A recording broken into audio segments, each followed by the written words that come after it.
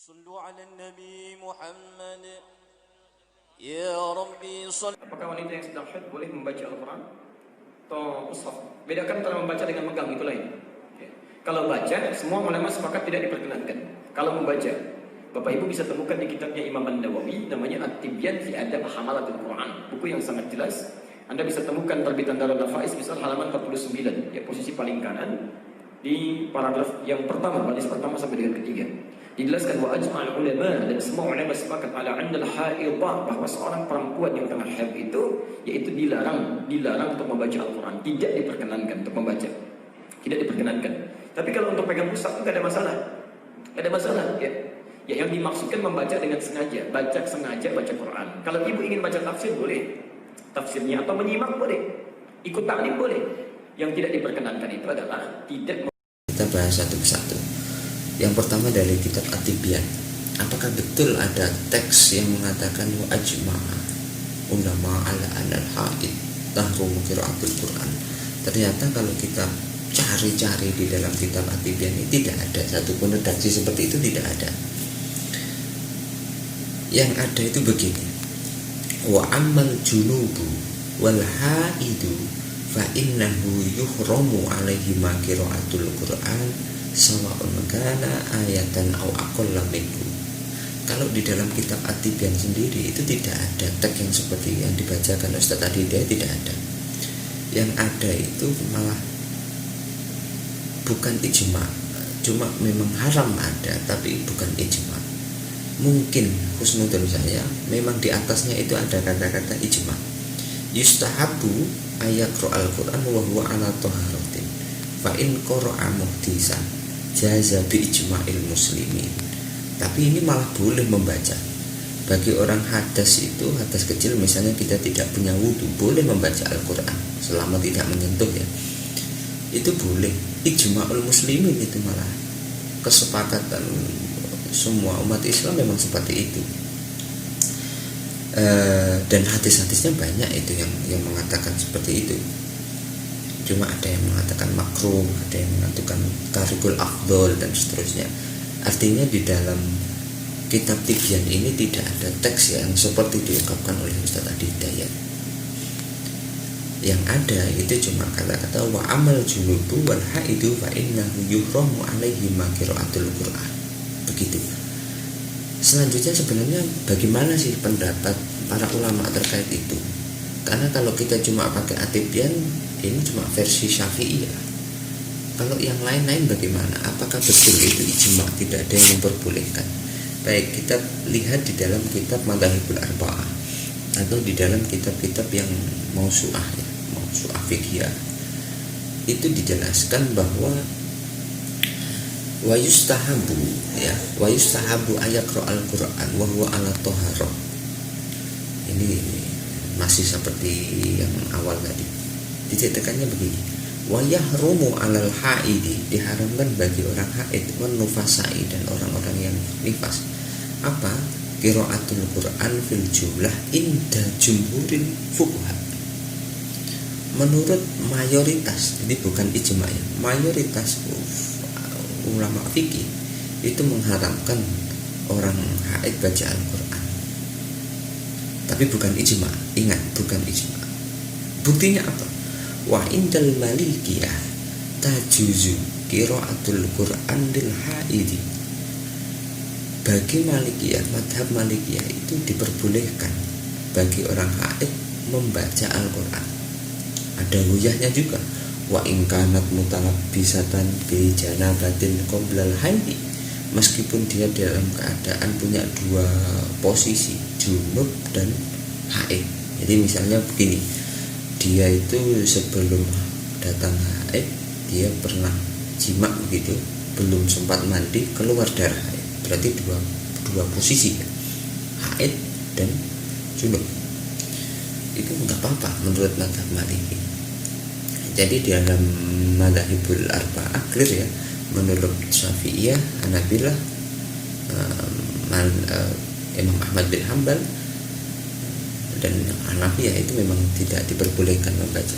Mayoritas ulama tidak diperbolehkan. Cuma menurut mazhab Maliki itu boleh orang haid membaca Al-Quran. Lantas kalau di dalam madhab Syafi'iyah itu juga ternyata masih ada yang memperbolehkan untuk orang haid baca Al-Quran. Mari kita searching di dalam kitab Majmu' Syarah Muhadzab. Ada redaksi begini, walladhi wahada alladhi dzakaruhu min tahrimi qiraatil Qur'an 'alal haidi huwa as-sahih al-mashhur wa bihi qatta'a al-iraqiyun wa jama'atun. Jadi memang menurut madhab Syafi'iyah pendapat yang sahih. Jadi kalau yang memperbolehkan itu boleh sahih. Wa haka al-Khurasaniyun qaulan qadiman. Menurut ulama-ulama Khurasan itu menukil ada qaul qadim Imam Syafi'i. Qaul Imam Syafi'i itu ada dua, qaul qadim dan qaul jadid. Kalau qaul qadim tidak bisa dipakai, kalau qaul jadid itu yang harus dipakai. Qaul qadim kecuali ketika ada ashabul wujuh yang mentarjih menjadi boleh. Ada banyak masalah, panjang nanti kan. Annahu yajuzu laha qiraatul Qur'an. Bahwa di dalam qaul qadimnya Imam Syafi'i itu diperbolehkan membaca Al-Quran. Tapi di dalam kitab tafsirnya itu juga pendapat ini didopang oleh Az-Zarkashi. Wa qala Az-Zarkashi ala anna hadzal qaul isbatu hadzal qaul jadidan. Tapi ini masalah junub ya, bukan masalah haid. Artinya di dalam madhab Syafi'i sendiri memang ada qaul qadim, ada qaul jadid. Tapi yang sahih al-madhab as-sahih al-masyhur itu tidak diperbolehkan. Clear, jadi Imam Syafi'i memang masih ada ulama yang memperbolehkan, cuma yang kuat atau yang sahih itu adalah tidak boleh. Baik, sekarang untuk di dalam membaca Al-Quran sudah selesai. Sekarang bagaimana hukum menyentuh Al-Quran yang sebenarnya? Karena Ustaz tadi mengatakan menyentuh malah boleh, menyentuh malah boleh. Baik, kalau kita minum dulu. Kita lanjutkan di dalam kitab Majmu' itu ada penjelasan begini. Far'un fi madzahibil ulama fi mashil mushafi wa hamdihi. Ada pembahasan bagaimana tentang pendapat para ulama tentang menyentuh Al-Quran dan membawa Al-Quran di dalam orang yang haid. Wa madhabuna tahrimuhuma, menyentuh dan membawa Al-Quran itu di dalam madhab Syafi'i jelas lugas itu haram. Wa bihi qala Abu Hanifah wa Malik wa Ahmad wa jumhuril ulama. Di dalam kitab madhab Syafi'i, di dalam kitab Majmu' itu jelaskan pendapat madhab yang mengharamkan itu diiyakan, ya, diamini oleh 4 madhab, Syafi'i, Hanafi, Maliki, dan Ahmad bin Hanbal. 4 madhab sepakat menyentuh membawa Al-Quran ini tidak boleh, tidak boleh. Wa jumhurul ulama, dan semua, artinya di dalam bab menyentuh Al-Quran bagi orang haid ini malah ijma ulama.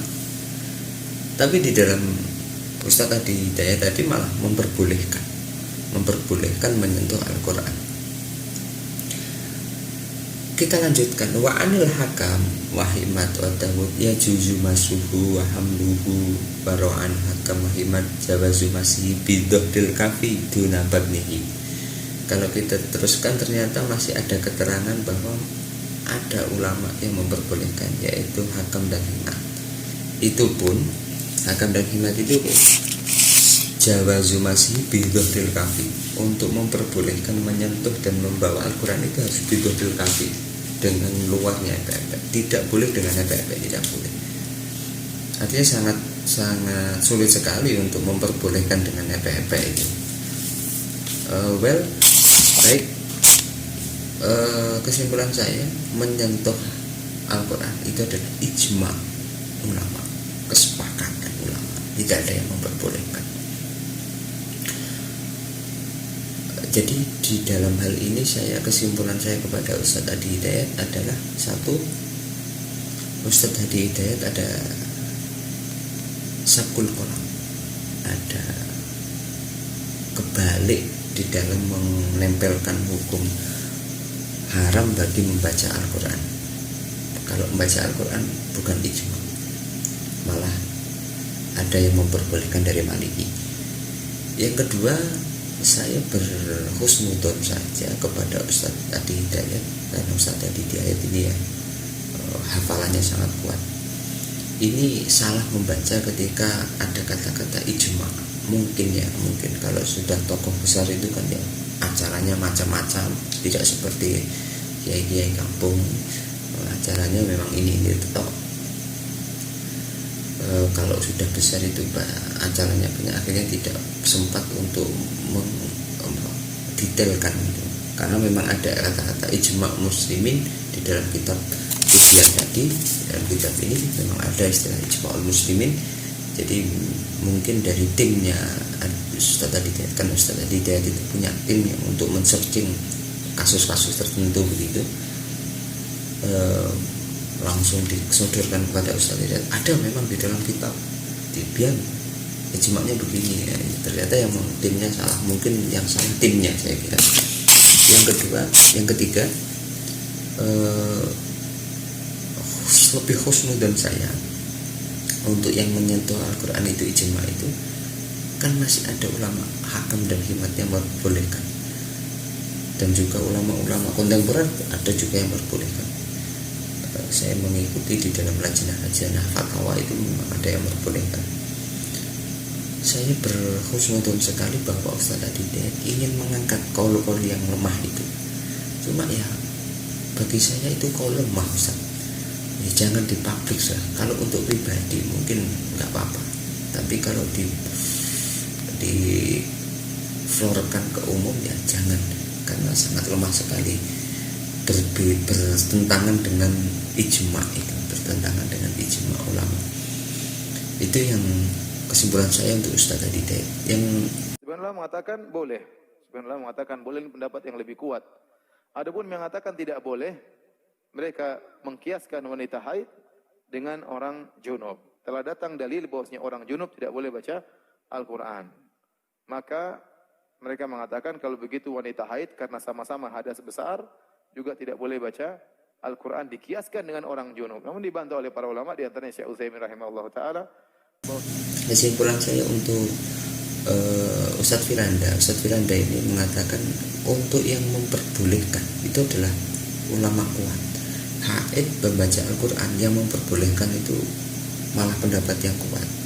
Kalau yang tidak memperbolehkan itu lemah. Saya sodori dengan kitab tadi di dalam Majmu' Syarah Muhadzab tadi, bahwa yang memperbolehkan itu adalah 3 mazhab, Syafi'i, Hanafi dan Ahmad bin Hanbal. Yang memperbolehkan hanya Imam Malik saja. Artinya untuk yang kuat itu adalah yang mengharamkan. Tapi malah beliau memakai pendapatnya Utsaimin yang mengatakan kias dengan junub itu tidak sah. Bukan kias sama junub. Ini dalilnya banyak loh. Nasul Mushaf itu tidak pakai kias, tapi pakai dalil, banyak hadisnya. Kedua, jadi Ustadz Arifin, kesimpulan saya untuk Ustadz Firanda itu memang juga kebalik juga ya. Tapi kalau kebalik kenapa pakai pendapatnya Utsaimin ya gak apa-apa. Yang jelas Ustadz Firanda juga ada kefatalan di dalam cross check di dalam Madhhabul Arba'.